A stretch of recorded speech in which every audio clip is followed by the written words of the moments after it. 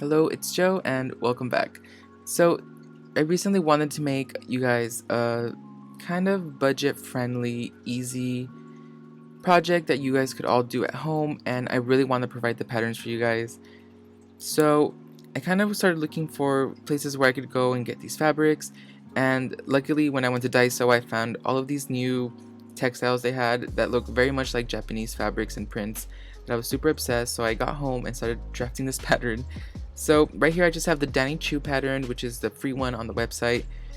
I'll link it, but you won't really need it since I'll be providing the pattern at the end of the video.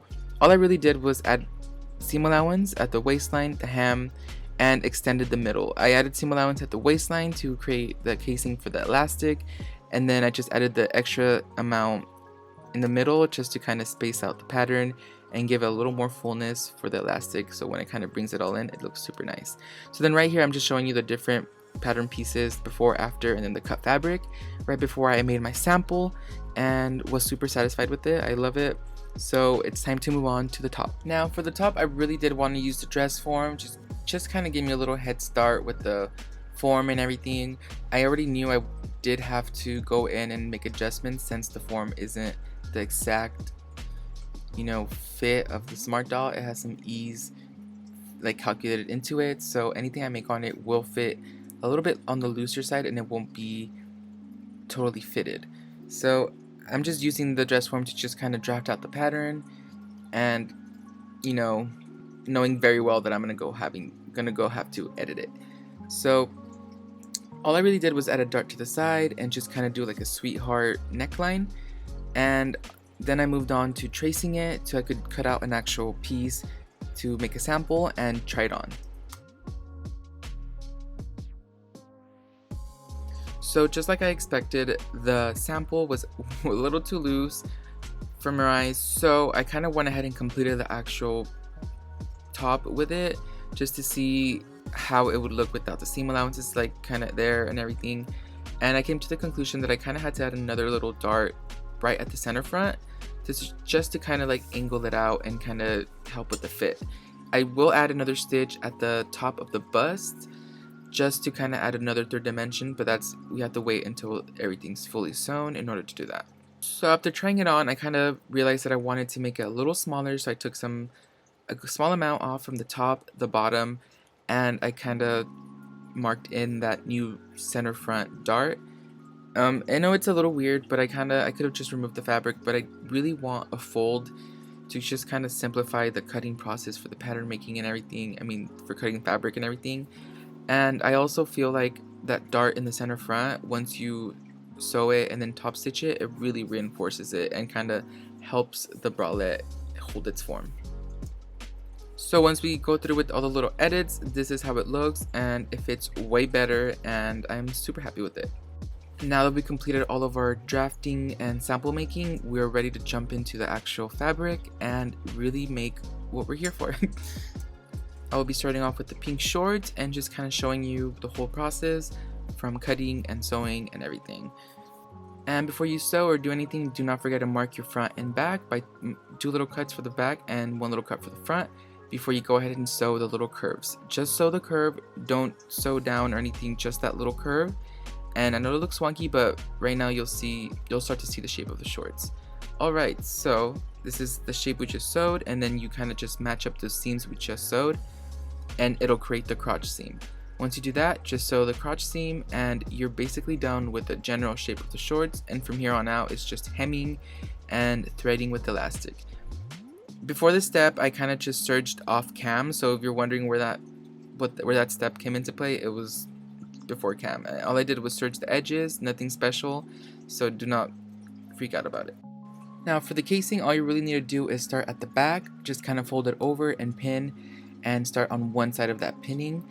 Fold it over about 1/4 of an inch and then just stitch close to the edge. Don't stitch too far up or there won't be any space for the elastic, and then just leave an opening at the back. That way the elastic could be ran through and it'll be a lot easier for you.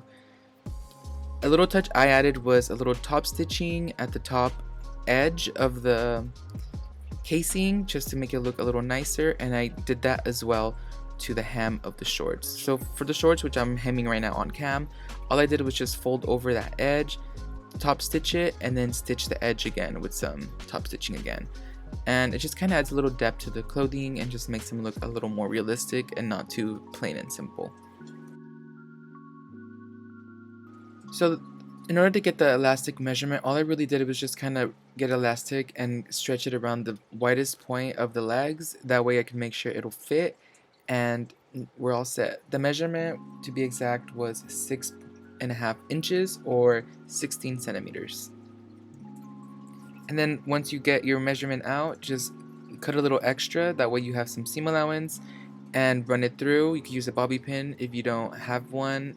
Have the little elastic threading thing I have. I got that at Daiso too, just letting you know. A while back, not this time, a while back. So I don't know if they still have them. And once you do that, run the elastic through and everything, just kind of stretch out that back part, run all the little gathers to the front, stretch it as you sew, and just stitch over that opening you left, and you're all set.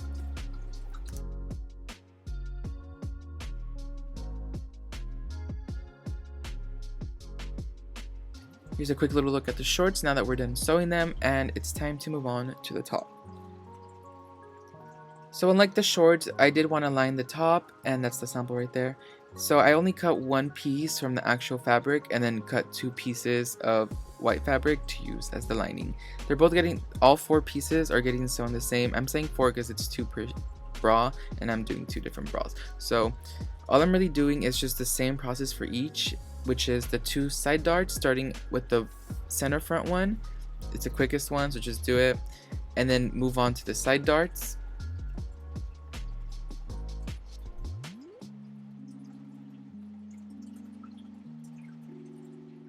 And now that we finished sewing the darts, I like to kind of just fold them downwards and just top stitch them. For that middle one, I just move it to the side, whichever side I feel comfortable, usually to the right, and I just top stitch it. It kind of reinforces that middle part and makes it a little sturdier. And I do that to each dart, just top stitch it, makes it sturdier, and just makes it look a little nicer and more detailed. Once I do that, I do trim off the excess fabric from the darts because they do bulk up a lot for dog clothing. So that's basically it. Once you do that, do it to all your other pieces, and you're ready to make the actual bra. So all you really do is just face the right sides together and just top stitch all around, leaving an opening on both ends.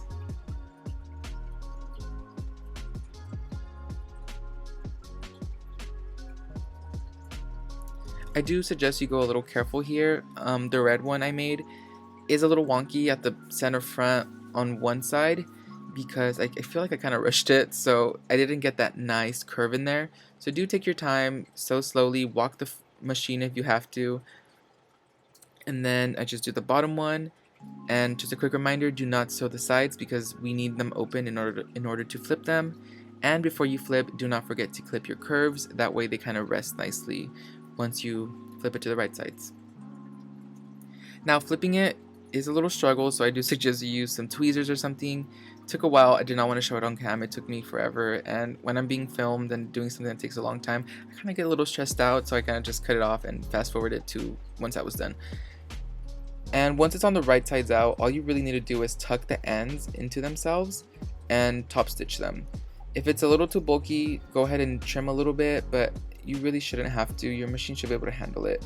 And there it is. Just top stitch the side. I do both sides, and I top stitched the bottom seam and the top seam just to add a little more depth to the bralette. Once again, take your time. These top stitching will show, so be super careful. The slower you go, the neater they go, they come out. So take your time. I mean, you're not rushing for anyone, really. And I repeat that for the bottom part as well.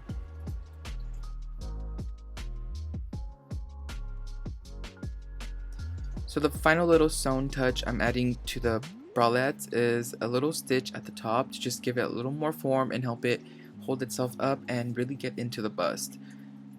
All it is a little stitch at the top, fold it in half, make sure it's all evenly folded, do a few stitches in the same spot, and that's it. It'll add like a little pleat that just kind of gives it more form and helps it get into the bust.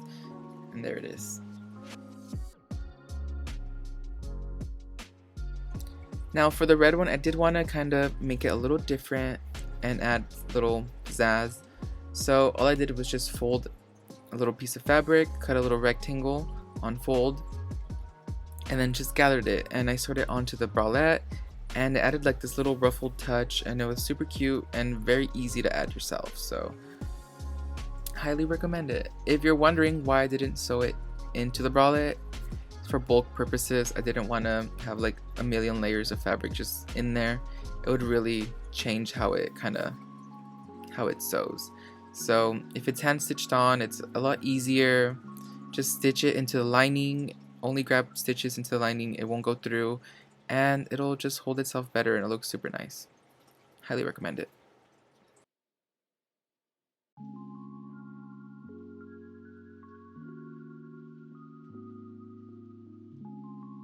And the final touch needed to make the bralettes a little more wearable are grommets. Now do not freak out if you don't have this. You could totally make your own little loops out of ribbon or thread or something, and then simply just run the lace through that. Just make 2 little loops, push them into the sides, and then stitch over it, and you should have 2 little loops ready to be laced up.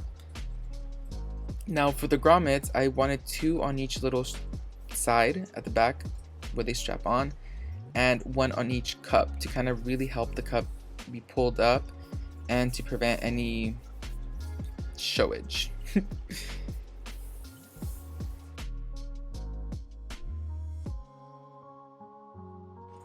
And it's dress up time. So in order to facilitate putting on the bralette, I kind of threaded the 2 grommets on the cups, tied it around the neck, and then went to thread the back. I started by threading the ribbon through the bottom grommets, pulling that, and then crossing them over themselves, and then threading the 2 top ones. And then to kind of pull everything in, I kind of just organized it a little bit, made it look nice, and then just kind of did a final little bow. And I am surprised to say that it fit very well, and I am obsessed.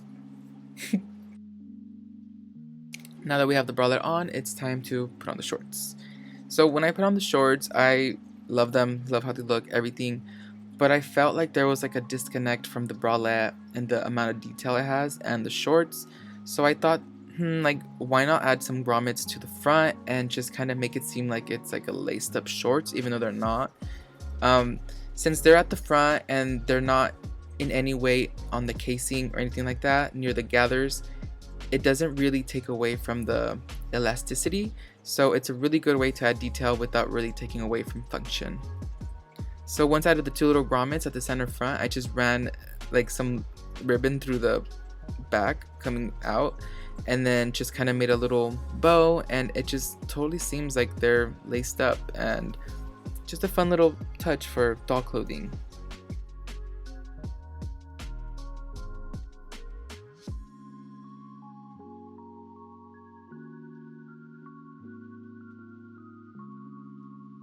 Alright, and now that we're really done with the shorts, now it's really time to try them on. And I don't know if it's just me, but I really feel like adding the grommets and the ribbon at the front really ties everything in together, and I don't know, like, I'm really proud of how this turned out, and I say that about everything, but I wouldn't be showing you guys if I didn't like it. So there's that. So I'm gonna go ahead and get these girls dressed, and I'll be back to show you guys how they look and to explain the pattern.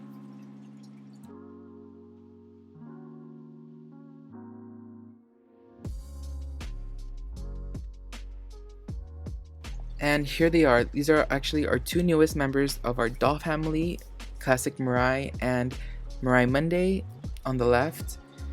Mirai Monday is actually named Nima, and Mirai is keeping her name because she's just so iconic like that.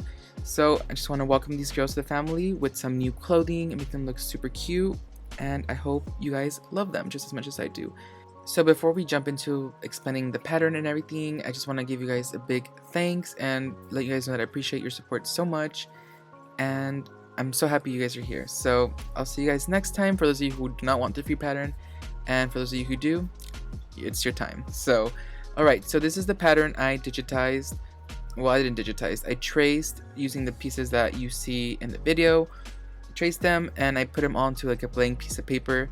Now all you really need to do is screenshot this if you're on your phone or even on your computer, and then go ahead and crop out everything else but the white piece of paper. Then once you go to print it, you should be able to scale it up and match. It should already be matched, honestly. It should match the dimensions of that default printer paper, and once it prints, it should already be perfectly scaled. And just in case, I added these little measurements, a 2-inch measurement and a 5 centimeter measurement on the side of the page. That way, once you print it, you just make sure it matches that measurement to confirm the right scale. And once you print it out and you confirm the measurement matches your own ruler and it's actually 2 inches, then you're perfectly set to cut them out and use the patterns as you'd please. So thank you guys so much, and I'll see you guys next time.